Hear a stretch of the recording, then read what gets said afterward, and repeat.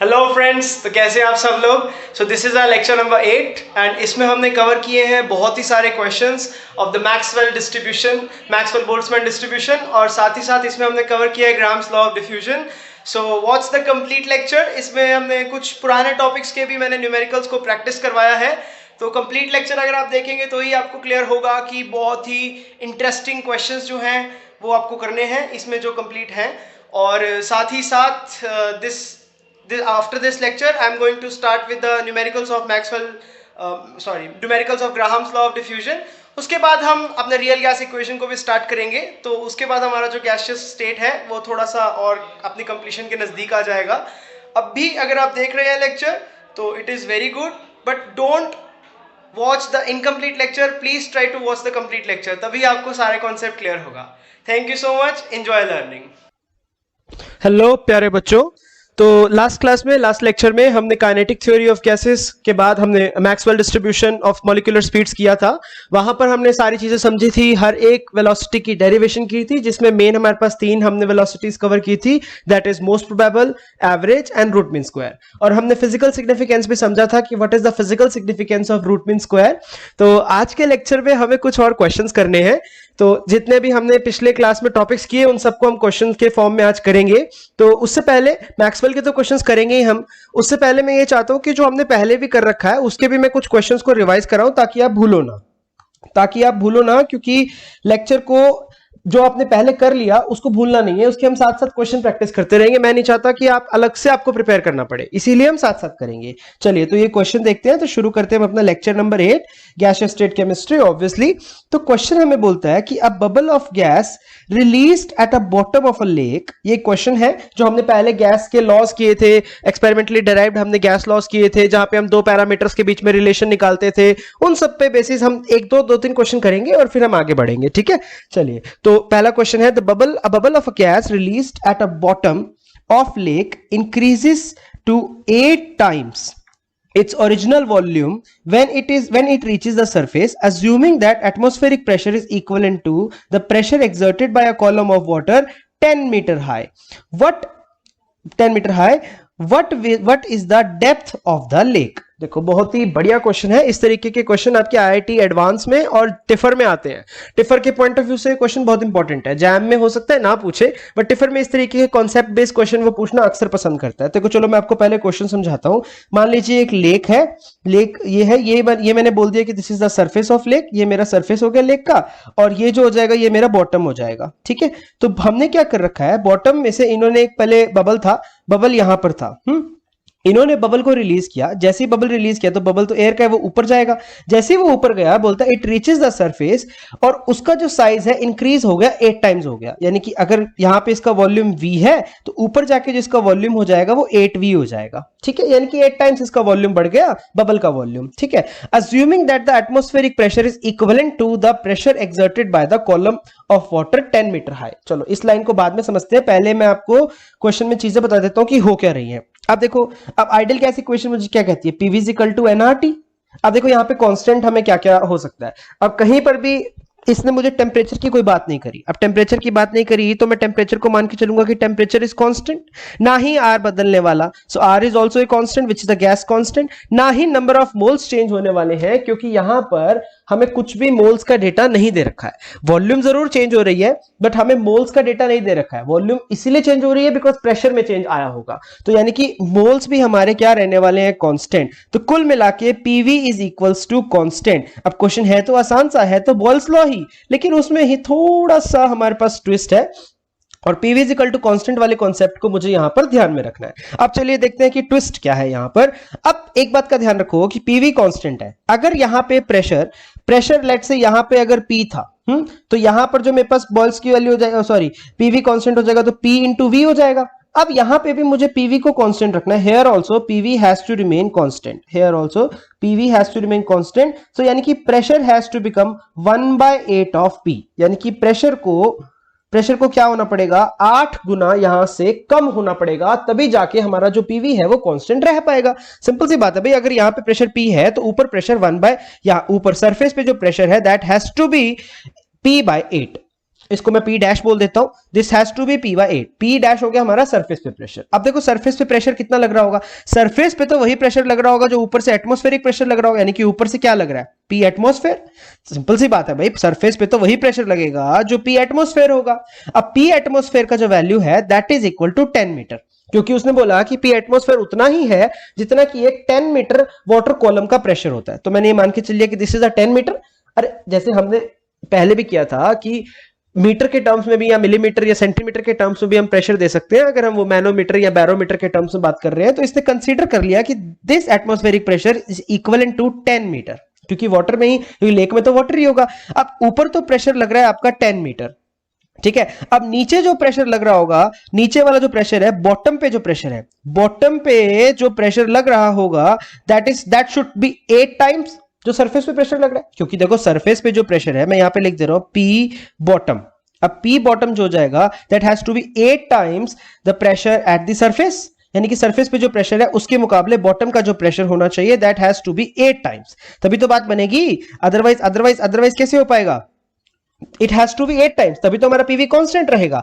अब अगर यहां पे है तो मैं कह सकता हूं कि जो P बॉटम है वहां पे जो प्रेशर लगना चाहिए दैट इज 80 मीटर। समझ में आया आपको मेरी बात, that has to be 80 metre, यानी कि यहां पर जो प्रेशर लग रहा होगा वो 80 मीटर लग रहा होगा। अब आपको बहुत सारे लोगों को यहां से देखते ही 80 मीटर जैसे ही आपको सोचा तो तुरंत आप डी पे आंसर लगा दोगे, जो कि गलत है। क्वेश्चन को ध्यान से पढ़ो, कहता है what is the depth of the lake. हमें यहां पर डेप्थ ऑफ द लेक बतानी है, तो डेप्थ ऑफ द लेक आपको उसी से पता चल जाएगा भाई कितना प्रेशर यहां पे अप्लाई हो रहा है। अब यहां पर जो प्रेशर अप्लाई हो रहा है दैट इज 80 मीटर।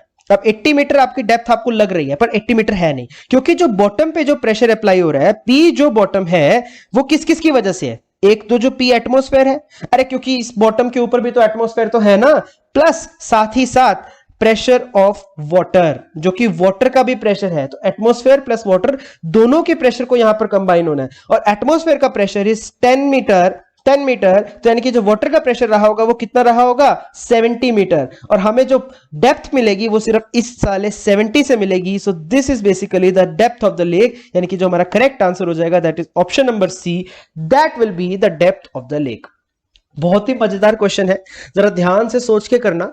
ऐसे तो इस क्वेश्चन को सॉल्व करने की जरूरत नहीं है, फिजिकली भी कॉन्सेप्ट लगा के कर सकते हो, पर थोड़ा सा दिमाग लगाने की आपको जरूरत पड़ेगी, क्योंकि क्वेश्चन बहुत ही शानदार क्वेश्चन है। ठीक है, आप इसको एक बार ऑब्जर्व करो, ध्यान से देखो। मैं फिर से रिपीट कर दे रहा हूं जल्दी जल्दी कि प्रेशर जो है वो ऊपर जाके 1/8 हो गया, तो यानी कि जो निचला प्रेशर है, जो बॉटम पे प्रेशर है, ये वाली equation, this equation is the most important, यानी कि जो बॉटम पे प्रेशर है that is 8 times the pressure of the surface. क्योंकि वॉल्यूम, ये वाली बात हमें कहां से पता चली, फ्रॉम वॉल्यूम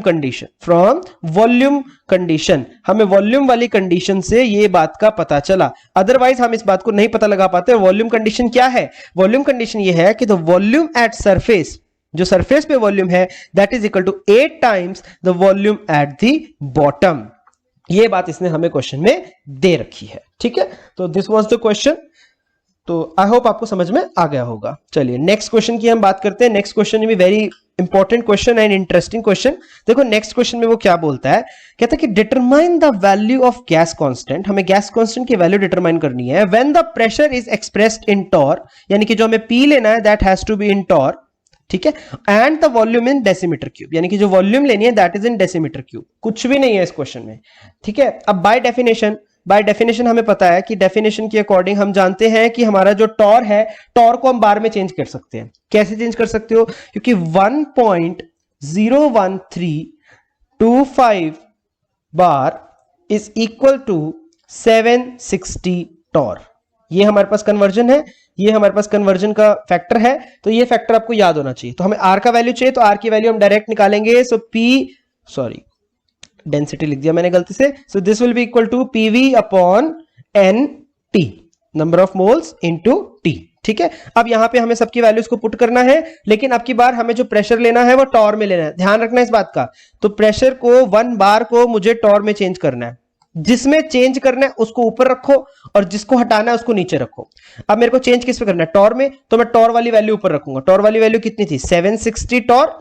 ये देखो ये यूनिट कन्वर्जन है, इस तरीके की यूनिट कन्वर्जन आपको करनी आनी चाहिए। जिस चीज को आपको लाना है उसको न्यूमरेटर में, जिसको हटाना है, हटाना किसका है, बार को हटाना है, तो नीचे बार वाला जितना है उतना लिख दो, 1.01325 बार। ठीक है, बार से बार कैंसिल हो जाएगा, यानी कि यूनिट बच जाएगा सिर्फ और सिर्फ टॉर। ओके, ये तो हो गया हमारा प्रेशर वैल्यू। अब वॉल्यूम में हमें क्या रखना है, वॉल्यूम इज इक्वल टू 22.711। ये सारा का सारा डेटा मैं 1 मोल के लिए लिख रहा हूं, नीचे मैं 1 मोल ही पुट कर लूंगा, सारा का सारा मैं एसआई में ही, मतलब जो भी स्टैंडर्ड वैल्यूज है मैं वही वाली वैल्यूज को यूज कर रहा हूं, ठीक है, डेसीमीटर क्यूब।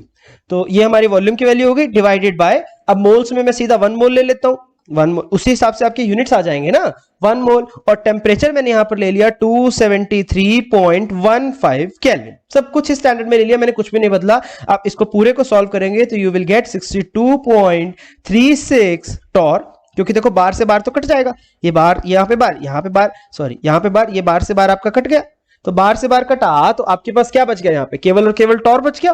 टॉर ऊपर यहाँ पर एक डेसीमीटर क्यूब है, तो टॉर के बाद आपका क्या आ जाएगा, next unit will be decimetre cube, और नीचे क्या बचा, mole inverse kelvin inverse, so kelvin inverse mole inverse, so this will be, तो वैल्यू ऑफ आर आ जाएगा, R is equal to 62.36 torr, अगर टॉर में चाहिए तो torr decimetre cube kelvin inverse mole inverse, ठीक है। So this is the final value of the R, जो कि आपको टॉर में अगर निकालनी हो तो इस तरीके से आप उसको टॉर में निकाल सकते हो। आई होप आपको ये दोनों क्वेश्चन समझ में आ गए होंगे।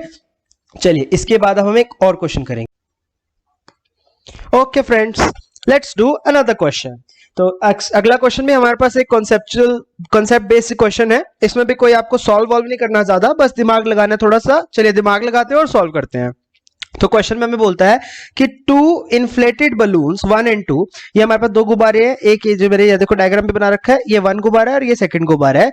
2 inflated balloons having the volume 600 and 1500, अंदर वाले का वॉल्यूम 600, बाहर वाले का volume 1500, are taken as shown in the diagram. हमने इस तरीके से, ये जो डायग्राम मैंने बना रखा है, इस तरीके से हमने 2 गुब्बारे लिए हैं, ठीक है। If maximum volume of the inner and the outer balloon are 800 and 1800 ml, यानी कि जो अंदर वाला गुब्बारा है वो 600 तो था ऑलरेडी, 600 ml से वो उसको अगर हम और फुला देंगे या और फूल जाएगा तो कितने तक फूल सकता है, 800 ml तक। और जो बाहर वाला गुब्बारा है सेकंड वाला, उसकी वॉल्यूम ऑलरेडी तो है 1500, लेकिन वो 1500 से कितना जा सकता है, वो जा सकता है 1800 ml, ठीक है। तो बोलता है कि respectively then which balloon will burst first on gradual heating. हमने नीचे से क्या किया, नीचे से हमने इसको हीटिंग करना शुरू किया, नीचे से जैसे ही हमने हीटिंग करना शुरू किया तो कहते हैं कि पहले बताओ कौन सा गुब्बारा आपका जो है वो बर्स्ट हो जाएगा। तो बहुत ही आसान सा क्वेश्चन है।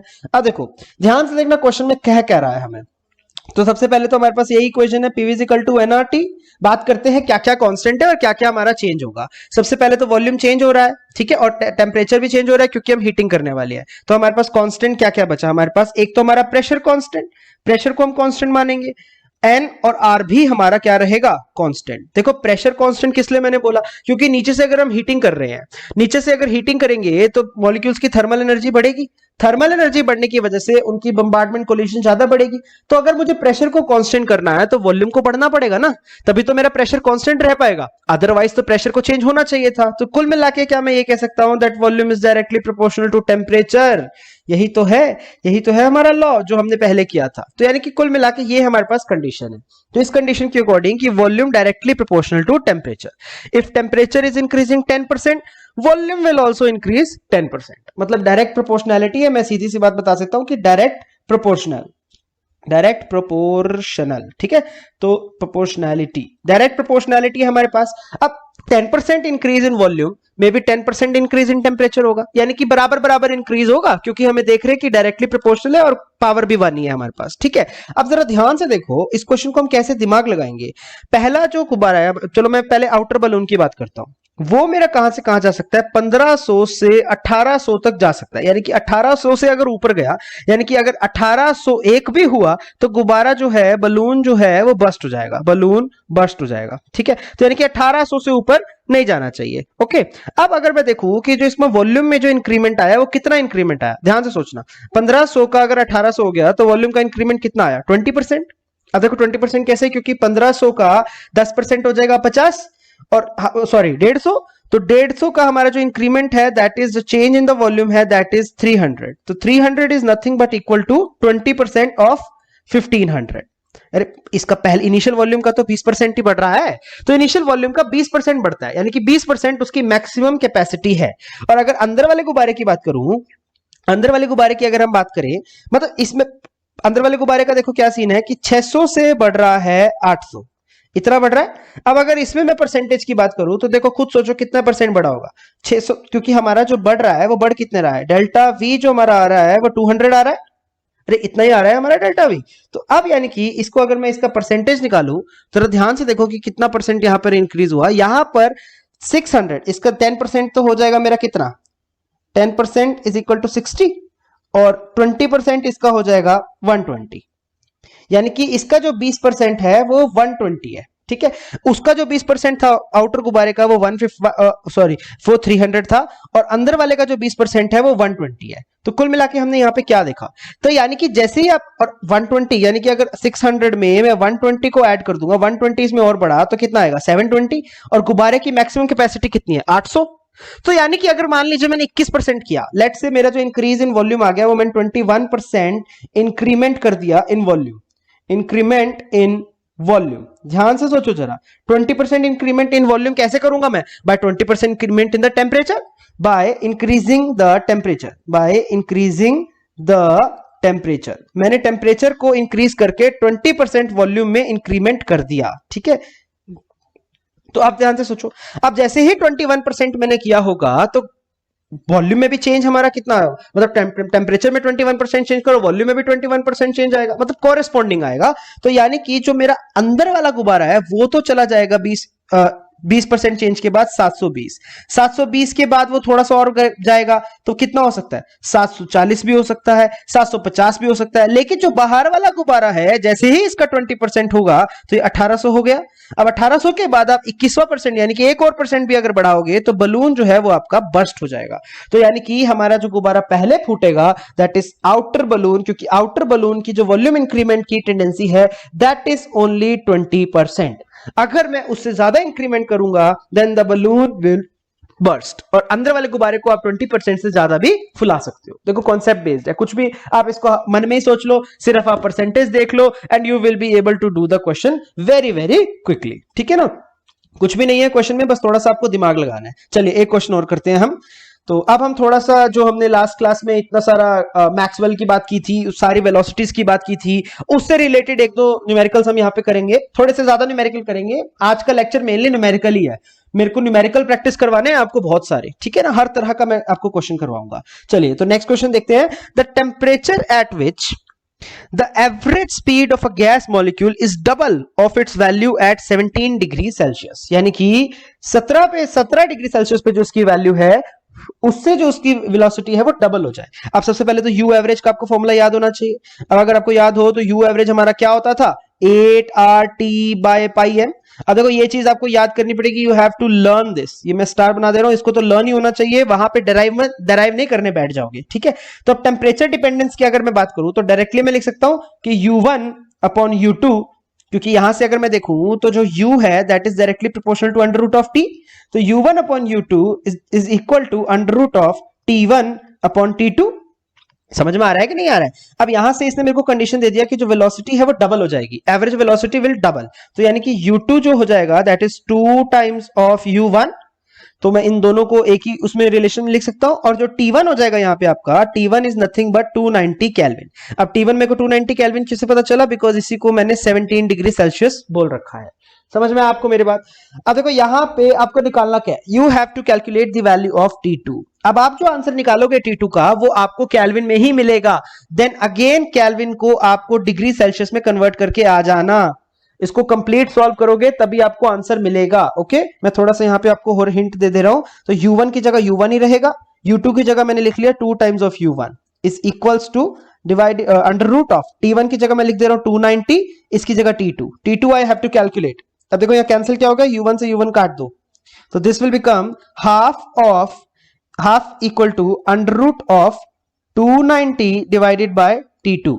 तो यहां से आप सॉल्व करेंगे, so this will become 290/T2 is equals to, इसको आप इसका स्क्वायर कर देंगे, इक्वल्स टू 1/4।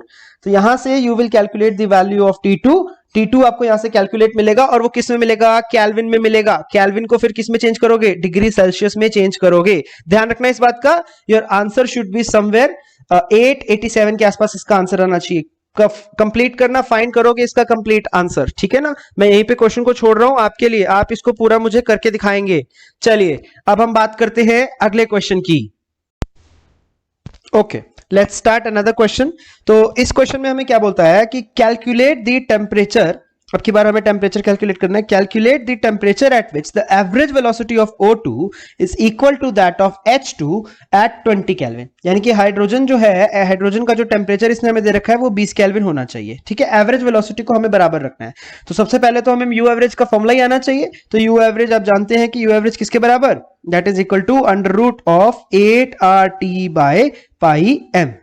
यहां पे m जो हो जाएगा आपका, m is nothing but molecular mass. ये सब बातें हम लास्ट क्लास में कर चुके हैं, अगर आपने लास्ट लेक्चर नहीं देखा तो पहले उसको जाके देखो, ठीक है।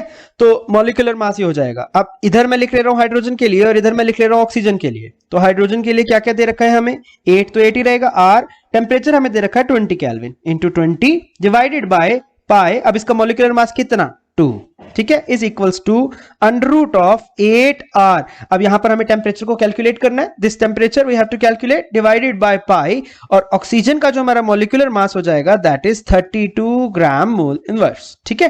तो ये आ जाएगा आपका 32। अब देखो यहां से कटेगा क्या क्या, कैंसिल क्या क्या हो रहा है, 8RT से मैं इसको अलग अलग करके लिख ले रहा हूं। तो यहां पर हमारे को क्या क्या कट गया, यहां पर पहले तो ये 2 से ये 20 कटा, तो यहां पे आ जाएगा 10 आ जाएगा, ठीक है। अब 8RT से 8RT कैंसिल, ये सब चीजें कैंसिल हो जा रही हैं, 8RT पाई से पाई कैंसिल हो जा रहा है। तो यानी कि कुल मिला के हमारे पास जो चीज बच रही है वो क्या बच रही है, एक तो यहां पे बच रहा है हमारे पास under root of 10 is equal to, और इधर क्या बचा हमारे पास under root of T by 32। तो यहां से हमने सॉल्व किया, so under root of T is equals to under root of 32 into under root of 10, ये आ गया हमारे पास, ठीक है। अब यहां से आप इसको सॉल्व करेंगे, so this will become under root of 320, क्योंकि अंदर मल्टीप्लाई हो जाएगा, अब squaring both side, so T will equal to 320 kelvin. बहुत ही आसान सा न्यूमेरिकल, कुछ भी नहीं था इसमें। This is the temperature at which O2 will have same average speed, ठीक है ना। यही उसने क्वेश्चन में हमसे पूछा था, यही हमें आंसर इसको बता दिया, ठीक। बस फॉर्मूला, सबसे इंपॉर्टेंट बात क्या थी, फॉर्मूला। फॉर्मूला अगर याद है तो क्वेश्चन हो गया। इस तरीके के क्वेश्चन बहुत सारे आते हैं एग्जाम्स में, फॉर्मूला याद नहीं है तो बैठे रहना, कुछ नहीं कर पाओगे वहां पे। और अगर ये सोच रहे हो गलती से कि वहां पे ड्राइव करके देख लोगे फॉर्मूला, तो बेटा भूल जाओ, कुछ नहीं होने वाला तुम्हारा। फॉर्मूला जितना याद करोगे उतना बेनिफिट मिलेगा, पहले बता रहा हूं मैं तुम्हें। चलो अगला क्वेश्चन देखो यहाँ पे। नेक्स्ट क्वेश्चन बहुत बढ़िया क्वेश्चन है। नेक्स्ट क्वेश्चन में देखो क्या बोलता है कि ये थोड़ा सा डेरिवेशन टाइप का क्वेश्चन है। इफ टू गैसेस, दो गैसेस हमारे पास, of the molecular weights Ma and Mb, दो गैसेस है, मॉलिक्यूलर वेट Ma है एक का Mb है, और टेम्परेचर Ta Tb, दोनों के टेम्परेचर भी अलग अलग है, such that Ta-Mb is equals to Tb-Ma, ठीक है। Then which of the following property has the same magnitude for both the gases, density, pressure, kinetic energy per mole या RMS speed. तो कहता है कि दो गैसेस हैं, टेम्परेचर अलग अलग, मॉलिक्यूलर मासेस अलग अलग, इनमें से इनकी कौन सी प्रॉपर्टी है जो सेम हो सकती है। तो चलिए देखते हैं, पहले हमें क्या इक्वेशन दे रखी है उसी के अकॉर्डिंग हम सॉल्व करेंगे अपने क्वेश्चन को। सो इक्वेशन हमें दे रखी है TAMB is equals to TBMA, this is the equation already given to us, ठीक है। अब इसको अगर हम थोड़ा सा अरेंज करें तो क्या मैं इसको ऐसे लिख सकता हूं दैट TA अपॉन TB, मैं TB को इधर ले आया, divided by MA upon MB, थोड़ा सा मैंने रीअरेंज कर लिया। या फिर इसको अगर मेरे को और रीअरेंज करके लिखना हो तो मैं कैसे लिख सकता हूं, TA अपॉन MA, मतलब मैंने क्या किया, उसको सारे A वाले वेरिएबल्स को एक तरफ ले आया, TA upon MA is equals to TB upon MA, अरे जैसे आपकी इच्छा वैसे लिख लो आप, ठीक है। अब ये इक्वेशन हमें मिल गई, ये चीज हमारी जो है वो बराबर रहने वाली है, यानी कि TA upon MA is equal to TB upon MA, this will remain constant. Now let's see कि हमें क्या क्या बात यहां पर दे रखी है। तो सबसे पहले डेंसिटी, क्यों ना हम डेंसिटी को चेक करें, let's check the density first. अब जो डेंसिटी अगर आपको याद हो तो डेंसिटी हमारी होती थी P into M divided by RT, ठीक है। तो ये तो हो जाएगी हमारी डेंसिटी ऑफ A, और इधर हम लिख लेंगे डेंसिटी ऑफ B। तो डेंसिटी ऑफ B, अब A है तो MA और TA मैंने पुट कर दिया, और अगर B है तो आ जाएगा PMB डिवाइडेड बाय RTB। अब आपको लग रहा होगा कि डेंसिटी सेम आ रही है दोनों की, इतनी जल्दी नहीं, थोड़ा ध्यान से दिमाग लगा के खोल के देखो। यहां पर MA अपॉन TA और MB अपॉन TB तो सेम है, लेकिन जो डेंसिटी है, density is also depending upon the factor, क्या फैक्टर, प्रेशर। प्रेशर का हमें कोई ज्ञान ही नहीं है क्वेश्चन में, कोई भी हमें बात बोली नहीं प्रेशर के लिए, तो हम कभी कह सकते हैं कि दोनों की डेंसिटी बराबर? No, we can not say that the density is same because no data of pressure. जब तक हमें प्रेशर का डेटा नहीं मिलेगा तब तक हम ये बात नहीं बोल सकते, तो डेंसिटी इज इनकरेक्ट। अब प्रेशर का तो डेटा ही नहीं है, तो it has to be incorrect.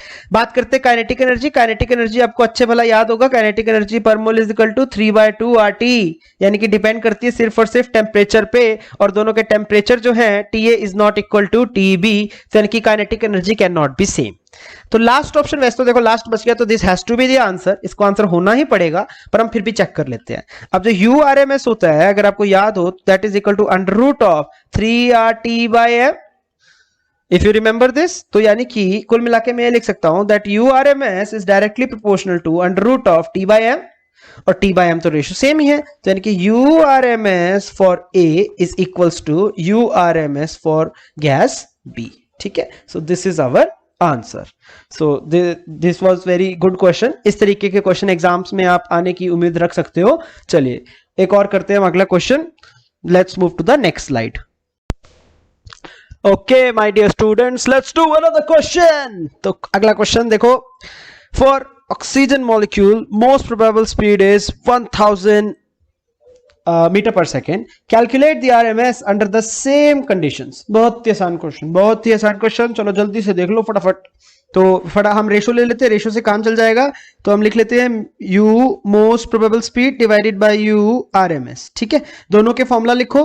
Most probable का फॉर्मूला आपको अब तक तो आपको याद हो जाना चाहिए, that is 2RT/m, divided by RMS का भी हो जाएगा, दैट इज 3RT/m।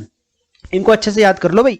तो इसमें से आप कैंसिल करोगे, सब कुछ cancel, RT cancel, MM cancel, तो यानी कि क्या बच गया, अंडर रूट ऑफ 2/3। यानी कि रेशो के हिसाब से अगर हम देखें तो रेशो के हिसाब से हमारे पास केवल और केवल बच गया 1.414 डिवाइडेड बाय 1.732। ये मैंने आपको लास्ट क्लास में भी बताई थी रेशोज क्या क्या होती हैं। ठीक है, बस अब इसमें जो वैल्यूज हैं उसको आप सब्स्टिट्यूट कर दो कि UMPS divided by URMS is equals to 1.414 divided by 1.732। ठीक है, इसमें वैल्यूज को पुट करेंगे तो URMS is equals to UMPS into 1.732 divided by 1.414। ठीक है, इसको सॉल्व करो, इसकी वैल्यू को पुट कर लो यहाँ पे 1000 इससे इनको इसके साथ मल्टीप्लाई कर दो, 1.3732 डिवाइडेड बाय 1.414। इसको आप सॉल्व करोगे सो दिस विल बिकम 1223.47। अब आप कहोगे कोई भी आंसर मैच नहीं कर रहा। देखो अगर ऐसा हो जाए तो जो सबसे नियरेस्ट आंसर होता है वही आपका करेक्ट आंसर होता है, यानी कि आपका करेक्ट आंसर क्या हो गया, option number C। I hope आपको समझ में आ गया होगा। बहुत ही आसान सा क्वेश्चन है। देखो मेरे को वीडियो बताते बताते भी इसमें सिर्फ 2 मिनट लगे हैं। जब आप इसको खुद से करोगे तो मुश्किल से 30 सेकंड आपको लगने चाहिए। ठीक है ना, वहां बोल बोल के थोड़ी करना है, वहां तो बस फटाफट से सॉल्व करना है। चलिए नेक्स्ट क्वेश्चन देखो। नेक्स्ट क्वेश्चन और बढ़िया क्वेश्चन। ये क्वेश्चन आप खुद करोगे, मैं बस बता देता हूं करना क्या है। देखो क्वेश्चन में क्या बोलता है, the density of gas A is twice that of gas B। यानी कि सबसे पहली कंडीशन दे रखी है कि यानी कि द डेंसिटी ऑफ A है that is 2 times density of B। एक कंडीशन तो हमें ये दे रखी है, ठीक है ना।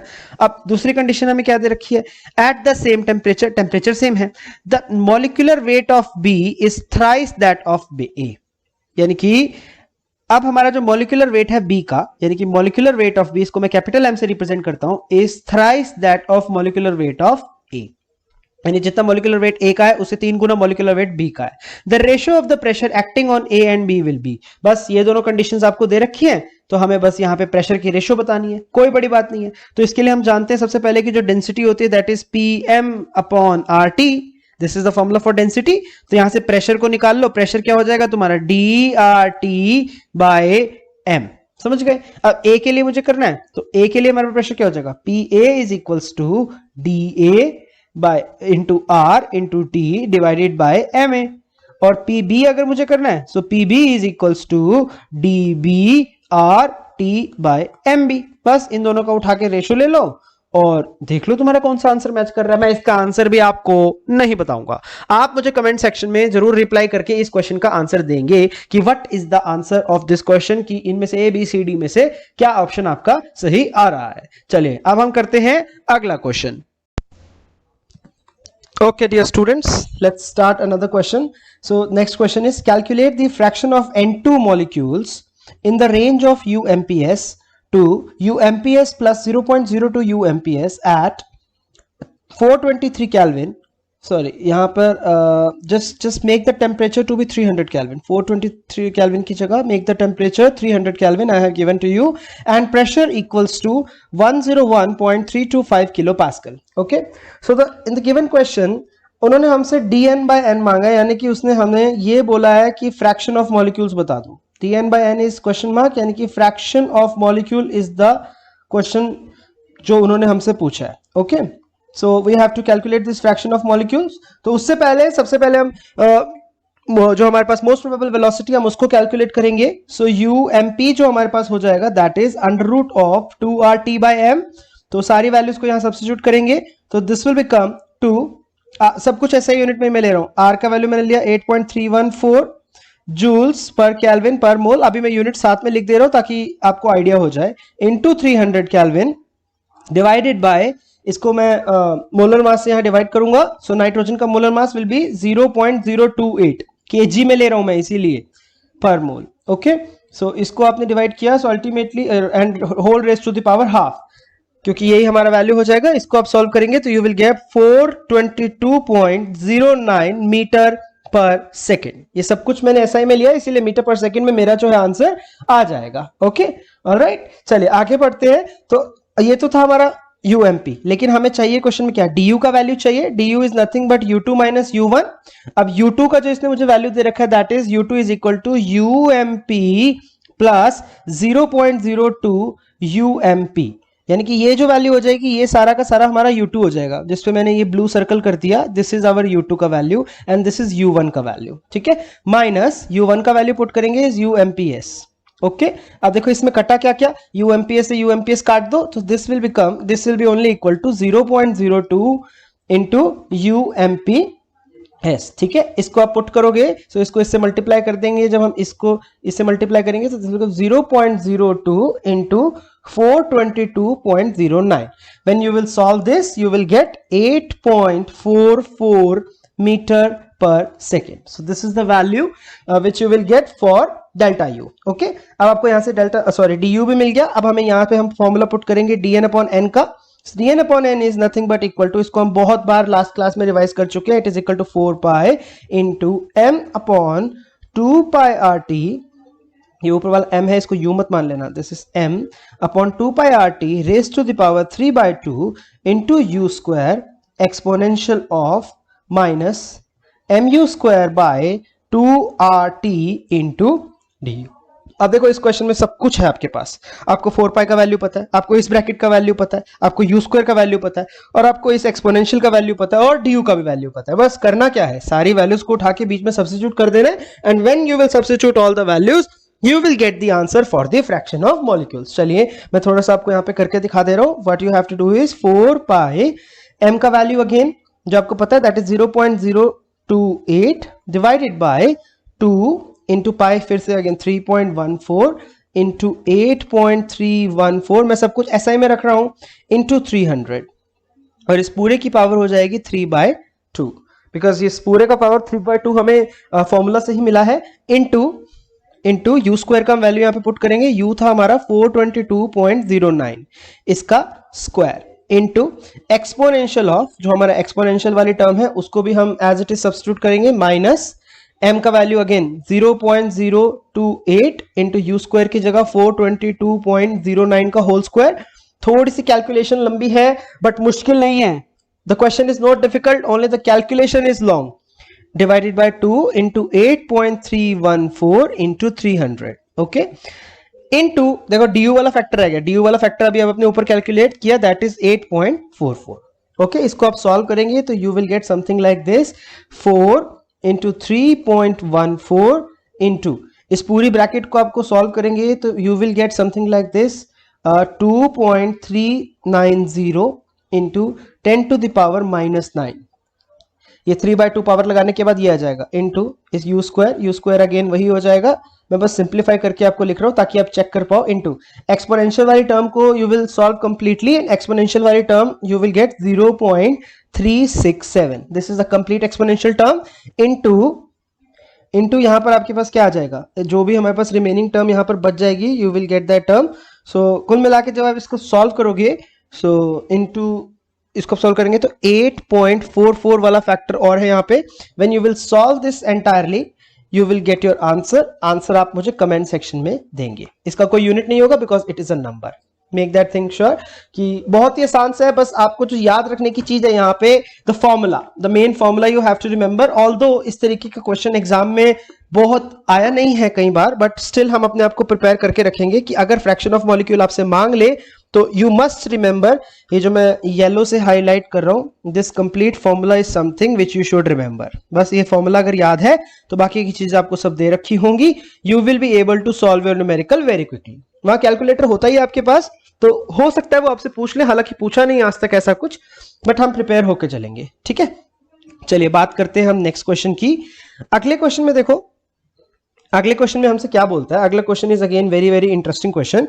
सो द क्वेश्चन सेज कि air contains 23% oxygen and 77% nitrogen by weight, यानी कि बाय वेट परसेंटेज हमें दे रखी है। ठीक है, the percentage of O2 by volume is. Again ये क्वेश्चन जो है वैसे गैसियस स्टेट का है नहीं, बट चलिए क्योंकि अब सब तरह का क्वेश्चन कर रहे हैं तो इसको भी बीच में ही हम कर लेते हैं। Very very easy. तो मान के चल लेते हैं कि हमारे पास टोटल जो एयर का मास है या एयर का वेट है दैट इज 100 ग्राम। ठीक है, मैंने मान के चल लिया टोटल वेट ऑफ एयर, मैं मान के चल लेता हूं that is equal to 100 grams. ठीक है, ये मैंने कंसीडर कर लिया। तो इसमें फिर अगर मुझे वेट ऑफ ऑक्सीजन बताना हो, वेट ऑफ O2 अगर मेरे को यहां पे चाहिए हो, तो वो 23% है, तो वो कितना हो जाएगा 23 ग्राम। तो अगर वेट ऑफ नाइट्रोजन मुझे यहां पर चाहिए हो, क्योंकि नाइट्रोजन की भी परसेंटेज पता है, so that will be equal to 77 grams. ठीक है, we are getting the weight of these two. अब हमें पता है कि जो हमारा मोलर मास होता है, यानी कि मोलर मास सबसे पहले अगर m ऑफ O2 की बात करूं, so that is nothing but equal to 32 grams. ये हमें पता है। अब अगर ये 32 ग्राम्स है, ठीक है, 32 ग्राम का मतलब क्या हो गया, 1 मोल। आपको मेरी बात समझ में आ रही होगी कि मैं क्या कहना चाह रहा हूं। तो यहां से आप एक्चुअल में मोल्स कैलकुलेट कर लीजिए, n ऑफ O2, तो that will be equal to given mass upon में मोलर मास। तो गिवन मास आपके पास यहां पर कितना हो जाएगा, that is equal to 23 divided by 32। तो this is the number of moles, 23 divided by 32। Similarly आप number of moles of N2 भी कैलकुलेट कर लीजिए, that will be equal to given mass कितना 77 और उसका मोलर मास हो जाएगा 28। तो यहां से आपको मिल जाएंगे नंबर ऑफ मोल्स। ओके, अब हमें पता है कि नॉर्मल एसटीपी कंडीशंस पे 1 मोल होता है कितने के बराबर, 22.4 लीटर्स। ओके, 1 मोल हो जाएगा 22.4 लीटर। सो 23 बाय 32 मोल्स जो हो जाएगा मेरा, ऑक्सीजन की बात करें, that will be equal to 16.1 litre. आप सॉल्व करेंगे तो इजीली आपको ये मिल जाएगा। यूनिटरी मेथड से बस मैंने इसको यहां से लेके यहां तक सॉल्व किया, वेरी इजी। सिमिलरली नाइट्रोजन के भी अगर मुझे, नाइट्रोजन के लिए भी 1 मोल इक्वल टू यही होगा। सो 77.28 मोल्स को अगर मुझे वॉल्यूम में कन्वर्ट करना पड़ेगा, सो दैट विल बिकम 61.6 लीटर्स। ठीक है, सो अगर ये दोनों वॉल्यूम्स मुझे मिल गई, यानी कि this is nothing but this is the volume of N2 और ये जो मुझे मिल गया this is volume of O2। तो यानी कि अगर VT मुझे निकालना हो, VT is the total volume, that will be equal to volume of O2 plus volume of N2, that will be equal to 16.1 plus 61.6, that will be equal to 77.7। This is the total volume. अब हमें percentage निकालनी है, percentage of O2 है ना, तो हमारे पास percentage of O2 आ जाएगा। O2 का वॉल्यूम हमें कितना मिला है 16.1 डिवाइडेड बाय टोटल कितना है 77.7 इंटू 100। तो आप इसको जब सॉल्व करोगे तो ultimately you will gate 20.7%। Very easy question. अब 20.7% आपको दिख रहा है किससे मैच कर रहा है, so your correct answer is option number B, that is 20.7%। बहुत ही आसान सा न्यूमेरिकल है, कुछ भी इसमें डिफिकल्ट बात नहीं है, आप इसको आराम से इजीली सॉल्व कर सकते हो। ठीक है, तो चलिए नेक्स्ट क्वेश्चन हम यहां पे करेंगे। Okay students, let's start another question. तो इस क्वेश्चन में हमसे बोलता है कि calculate the fraction of molecule having the speed in the range of UMPS minus 0.05 UMPS से लेकर UMPS प्लस 0.05 UMPS। अब देखो ये वाली जो टर्म है जिसमें माइनस वाला कुछ फैक्टर है, this is nothing but U1 और ये वाला जो टर्म है दिस इज U2।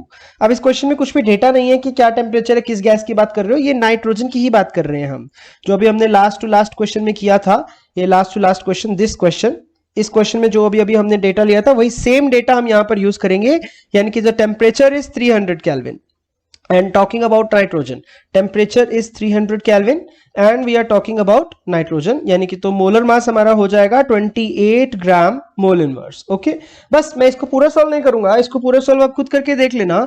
मैं बस यहां पर आपको ये बता देता हूं कि इसमें डिफरेंस क्या है। डिफरेंस यहां पर ये है कि आपकी बार जो है आपका du चेंज हो जाएगा, du में फिर से आप वही करोगे u2 माइनस u1। सो इसको जब आप सॉल्व करोगे completely, so what you will gate is u2 का वैल्यू हमारे पास क्या है, ump plus 0.05 UMP, this is the value and इसमें से आप इसको माइनस करेंगे, माइनस ऑफ U1 का वैल्यू हो जाएगा UMP माइनस 0.05 UMP।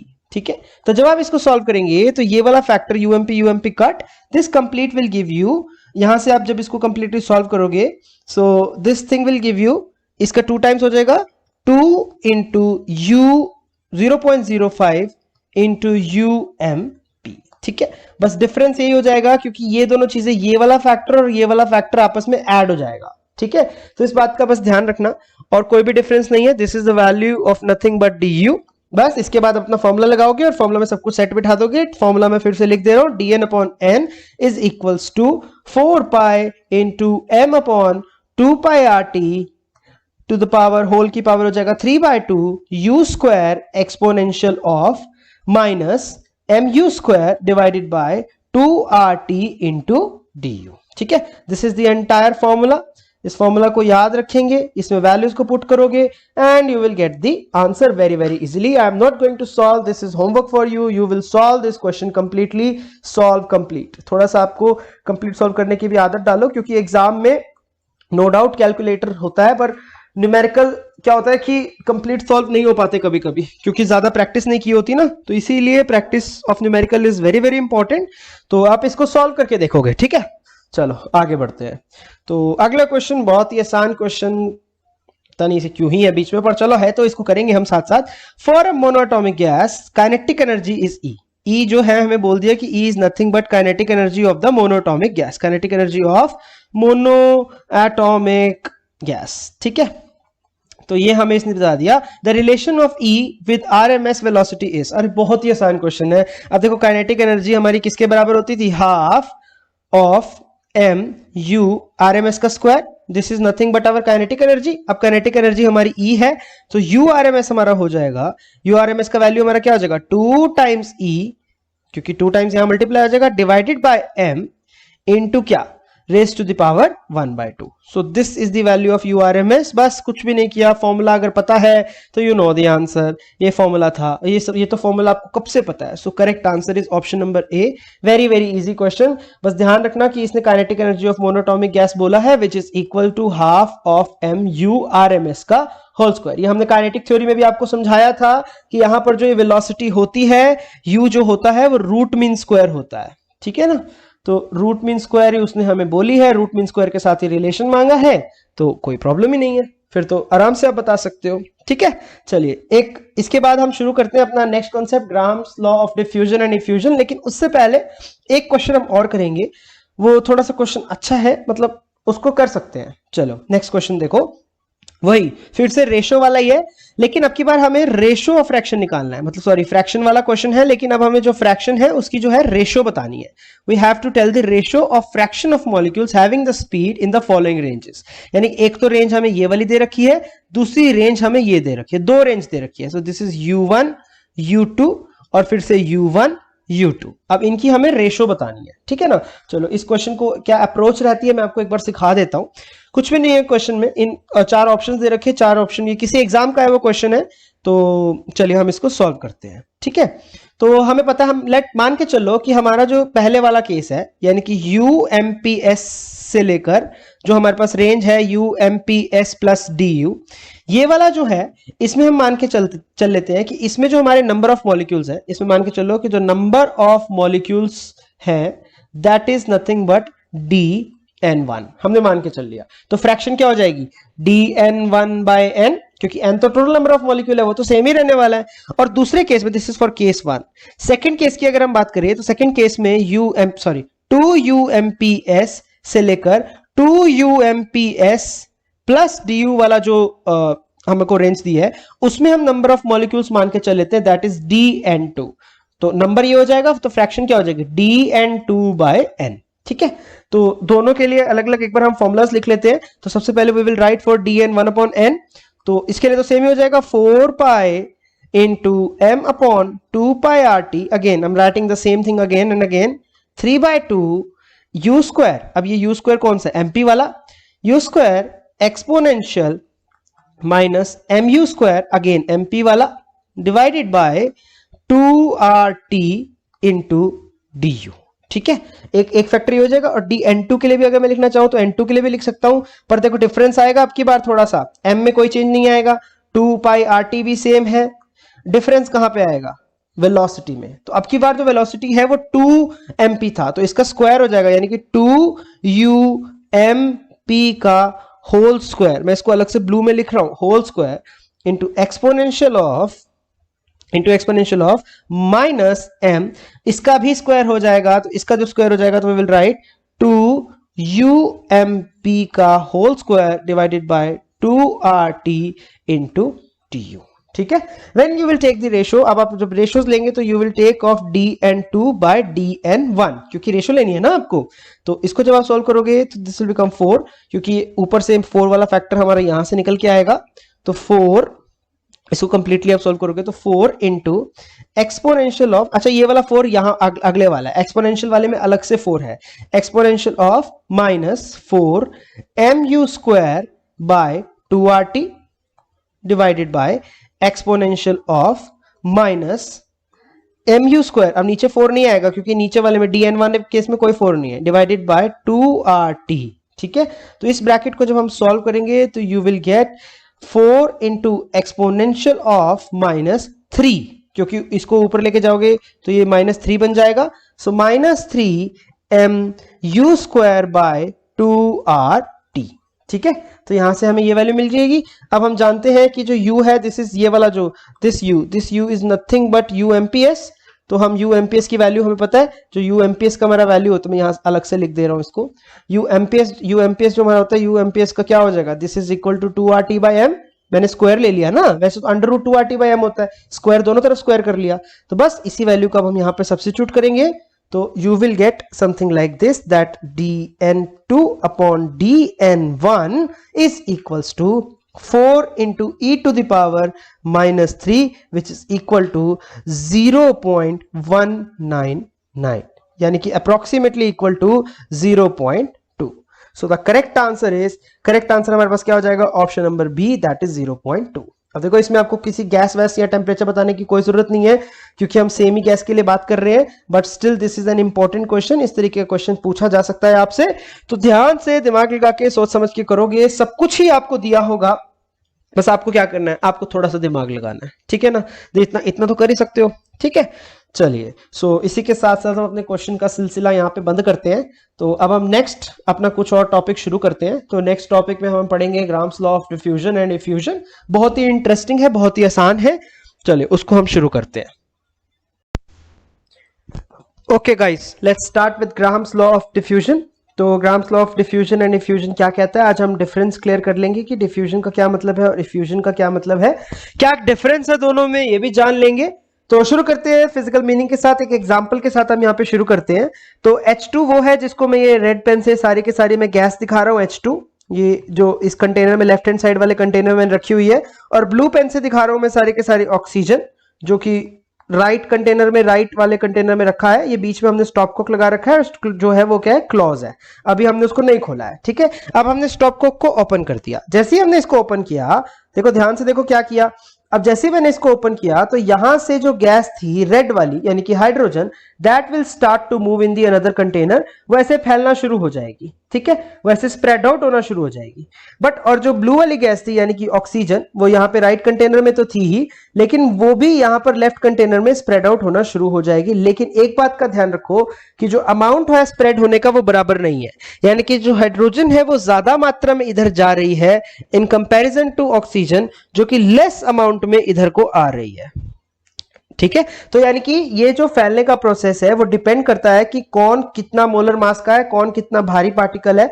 मतलब अभी तक तो देख के यही समझ में आ रहा है कि जो हल्की चीज होगी वो तेजी से चली जाएगी, क्योंकि हाइड्रोजन जो है वो हल्का है कंपैरेटिवली ऑक्सीजन के, तो वो तेजी से तो उसके चैम्बर में चली जाएगी। यानी कि 1 से, अगर मैं इसको 1 बोलता हूं और इसको मैं 2 बोलता हूं, तो 1 से 2 जो मूवमेंट है वो मेरी फास्टर हो जाएगी, बिकॉज वहां पे ऑक्सीजन को नहीं हाइड्रोजन को मूव करना है। ठीक है। After some time when the equilibrium is reach, अब कुछ समय बाद when equilibrium is equilibrium achieve हो गया, तब हमारे पास क्या होगा, दोनों ही कंटेनर में दोनों चीजें बराबर हो जाएंगी। पर ऐसा तब होगा जब हमारा क्या अटेन हो गया है, हमारा इक्विलिब्रियम अटेन हो गया है। उससे पहले हमारा जो मूवमेंट स्टार्ट में जब हुआ था, तब दोनों का जो अमाउंट था इधर उधर जाने का वो कम या ज्यादा था। तो इससे कहीं पे भी grams law of diffusion effusion की बात नहीं आई है, असल में देखा जाए तो आई है। अब चलो मैं उसको तुम्हें क्लियर लैंग्वेज में समझाता हूं। देखो ग्राम्स लॉ का यहां पे क्या मतलब है कि अगर मान लो मैंने एक कमरे में, जैसे आपने एग्जांपल भी पढ़ा होगा कि अगरबत्ती मैं एक कमरे में कोने में लगा दूं, तो कुछ समय बाद उसकी स्मेल जो है वो पूरे रूम में स्प्रेड आउट हो जाती है। तो इसका क्या मतलब है कि उसके में से जो फ्यूम्स निकले, उसमें से जो गैस निकली, वो पूरे कमरे में स्प्रेड आउट हो गई। अब ऐसा तो नहीं कह सकते कि कमरे में वो इसलिए स्प्रेड आउट हुई क्योंकि कमरे में वैक्यूम था, नो, वो इसीलिए स्प्रेड आउट हुई क्योंकि जो गैसेस है उनके पास प्रॉपर्टी है मिक्स होने की दूसरी गैसेस के साथ। कमरे में ऑलरेडी एयर के मॉलिक्यूल्स से नाइट्रोजन थी, ऑक्सीजन थी, साथ ही साथ उसके फ्यूम्स के साथ यूनिफॉर्मली मिक्स हुए और पूरे रूम में स्प्रेड आउट हो गए। इस तरीके के स्प्रेड आउट होने के प्रोसेस को हम बोलते हैं डिफ्यूजन। यानी कि जो स्प्रेड आउट होने का ये प्रोसेस है वो कहलाता है डिफ्यूजन। और डिफ्यूजन के लिए ऐसी कोई नेसेसिटी बात नहीं है कि पहले से प्रेशर जो है वो कम होना चाहिए, पहले से ऑलरेडी उसमें एयर थी तो कोई बात नहीं, होने दो। ठीक है। चलो इस चीज को और अगर डिटेल में समझना हो तो हम यहां पे बात करेंगे, डिफरेंस के साथ हम बात करेंगे कि इफ्यूजन और डिफ्यूजन में क्या डिफरेंस है। And this will be the last topic of today's lecture. अगले क्लास में मैं इसके बहुत सारे एग्जांपल्स कराऊंगा, इसकी न्यूमेरिकल करेंगे हम इस पे, और क्या इसकी डिटेल मतलब है। तो डिफ्यूजन को एक्सप्लेन करते हैं। डिफ्यूजन जो होता है, diffusion is the spontaneous intermixing of gas molecules by random motion under the condition where the molecular collisions can occur. अब मॉलिक्यूलर कोलिजन कैन अकर का मतलब है कि मॉलिक्यूल्स वहां पे ऑलरेडी होंगे। जैसे कि अगर मान लीजिए यहां पे गैस 1 है, ये देखो नीचे मैंने ये चैम्बर बना रखा है, यहां पर अगर गैस 1 है तो यहां पर दूसरे चैम्बर में, this is chamber 1, this is chamber 2, तो चैम्बर 2 में there has to be some gas 2, तो गैस 2 भी यहां पर होगी। और जो मूवमेंट हो रहा है वो दोनों तरफ, यहां से यहां मूवमेंट भी हो रहा है, दोनों तरफ हमारा जो मूवमेंट है वो ऑब्जर्व हो रहा है। यानी कि ब्लू वाला जो है वो लेफ्ट साइड में भी जा रहा है और जो रेड वाला है वो राइट हैंड साइड में भी जा रहा है। यानी कि both side the movement is going to take place. So this type of movement, this type of intermixing is particularly called as diffusion. ध्यान रखना डिफ्यूजन का क्या मतलब है। तो फिर ये डिफ्यूजन ये होता है, तो इफ्यूजन क्या चीज होती है। अब देखो effusion is an escape of a gas molecules. मतलब सिंपल सी अगर बात बताऊं तो आपको सिंपल बताऊं बात क्या है कि अगर मैंने डिफ्यूजन को एक छोटे से पिन होल से करवा दिया, एक छोटे से पोर से करा दिया, तो उसको इफ्यूजन बोल देंगे। बस अब सुनो, देखो, through a pin hole into a vacuum, और सामने जो वैक्यूम होना चाहिए, मतलब एक तरफ तो गैस हो, जैसे नीचे वाले में देखो राइट हैंड साइड में तो गैस है और ये गैस पास होके जाएगी इस पिन होल से, ये जो मैंने रेड कलर से पिन होल बना दिया, अब वो पास होके जाएगी टुवर्ड्स द वैक्यूम, वैक्यूम की तरफ वो भागना शुरू करेगी। तो इस तरीके के प्रोसेस को, जो वैक्यूम में जाके वो खुल जा रहा है, इस तरीके के प्रोसेस को हम बोलते हैं इफ्यूजन। यानी कि एक पिन होल से, इसको या तो आप वैक्यूम बोल दो या फिर इसको दूसरे हम क्या बोल सकते हैं, लो प्रेशर रीजन। अब लो प्रेशर रीजन का मतलब क्लियर हो गया कि यहां पर जो हमारी गैसेस है वो नहीं है, यहां पर गैस नहीं है ऑलरेडी, यहां पर गैस जो है वो आएंगी। ठीक है। और यहां पर विदाउट एनी मॉलिक्यूलर कोलिजन, क्योंकि ऑलरेडी कुछ था ही नहीं, there was nothing in here, so no molecular collision, no collisions, collision भी नहीं होंगे। और दोनों के लिए, दोनों के दोनों एक ही बात है, दोनों के लिए लॉ जो है, law is same, law is same, mathematical formula is same, कोई डिफरेंस नहीं है, एक ही बात है। बस अगर आपसे इंटरव्यू वगैरह में पूछ लिया जाए तब इतना बता देना कि जो इफ्यूजन है वो एक तरह का डिफ्यूजन ही है, बस अगर एक छोटे से पोर से करा दिया जाए। मैथमेटिकल फॉर्मूला इज सेम, जो कि हम कब करेंगे, नेक्स्ट लेक्चर में। So that's all for today's lecture. I hope आपको समझ में आ गया होगा। This was the entire lecture. हमने कुछ क्वेश्चंस किए मैक्सवेल के और भी बहुत सारे इंटरेस्टिंग कॉन्सेप्ट्स किए, और हमने साथ ही साथ इसमें क्या किया, हमने ग्राम्स लॉ को शुरू किया। अब हम मिलेंगे नेक्स्ट लेक्चर में। नेक्स्ट लेक्चर में हम और भी इंटरेस्टिंग बातें करेंगे। So till then please subscribe the channel and enjoy learning. Thank you so much. Hello friends, once again I hope आपने कंप्लीट लेक्चर देखा होगा। अगर आपने कंप्लीट लेक्चर देखा है तो please share, please subscribe the channel. अपने दोस्तों को दिखाइए, पूरे मोहल्ले में दिखाइए, सबको दिखाइए। And this lecture is not only for IIT jam और टिफर। IIT के अगर आप जेई का प्रिपरेशन कर रहे हैं और if you are also preparing for advance और एनी अदर KVPY या किसी भी लेवल के एग्जाम के लिए आप प्रिपेयर कर रहे हैं, so this lecture is going to be very beneficial for you. Please watch the complete lecture and इसी तरीके से जुड़े रहिए और बने रहिए हमारे साथ to learn the chemistry in a much interesting way. Thank you so much.